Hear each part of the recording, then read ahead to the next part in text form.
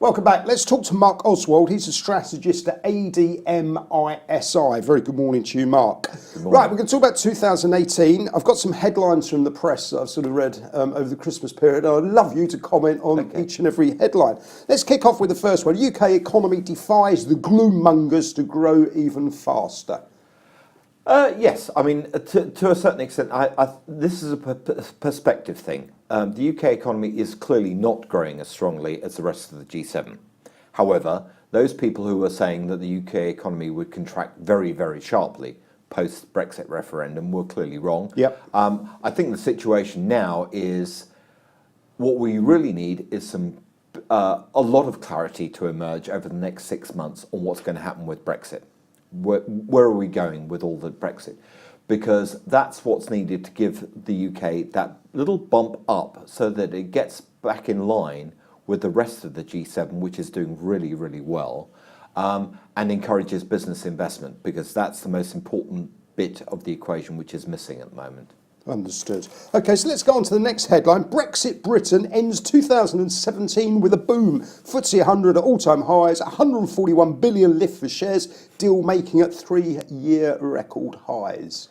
Well, I certainly think in terms of the FTSE 100, it's not really surprising because it's a dollar index, basically. Yep. It's a dollar earner index, so it really doesn't tell us that much about the UK economy, the FTSE 100. Nevertheless, it's in good health. And I would expect equities this year to actually continue to do quite well wherever you look, simply because on a relative basis, they do look cheap to a lot of other asset classes. Understood. Okay, so let's move on to our next headline. UK manufacturers bring New Year cheer as weak sterling gives exports shot in the arm. I wouldn't actually put this down to the weak sterling. I think the mythology here is really that we get a boost from a weaker currency, whichever country you're looking at.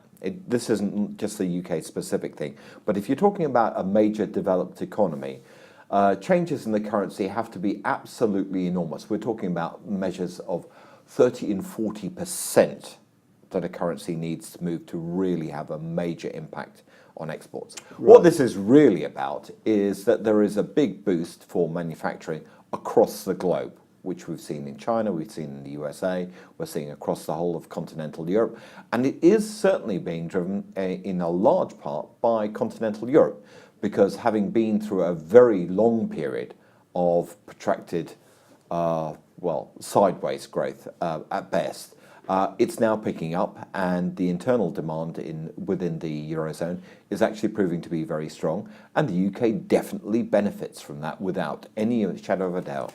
Understood. Okay, so the most hated bull market, why the city is fretting over 2018 despite highs. Are we fretting? I'm not sure that people are fretting. I think what people are concerned about is that we've had this very long bull run in equity markets. But the bull run is actually basically dictated by the fact that credit and debt market yields are actually very, very low. And if you look at equity markets, relatively speaking, particularly dividend yields as compared with bond yields, whether that's government, whether it's credit, whether it's high yield, whether it's emerging market yields, equity market dividend yields still look far more attractive on a general basis. There's obviously specifically, there are cases where one would have to worry. But equity markets do look good. But nevertheless, if you look at it purely on equity market basis, yes, things do look somewhat overstretched. But it isn't just a question of looking at the equity market on the basis of the equity market alone. It's a question of looking at it in the context of where are deposit levels, super, super low. We know money rates are going to stay low. Where are bond yields of all those types of ilk? Very, very low. So equity markets still look relatively attractive. Okay, well, let's wrap up on the last one. Is the great US stock boom about to end?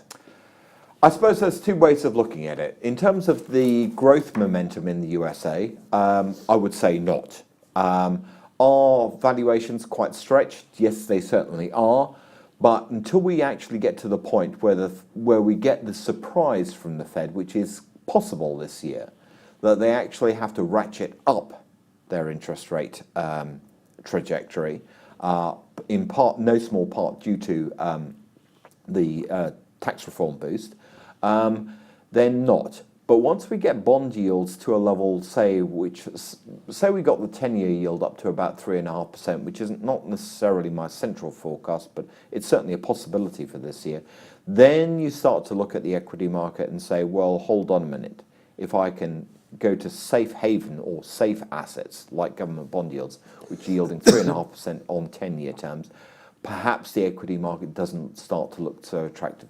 But it is very much contingent on those bond and credit yields rising quite substantially. Mark, thank you very much indeed.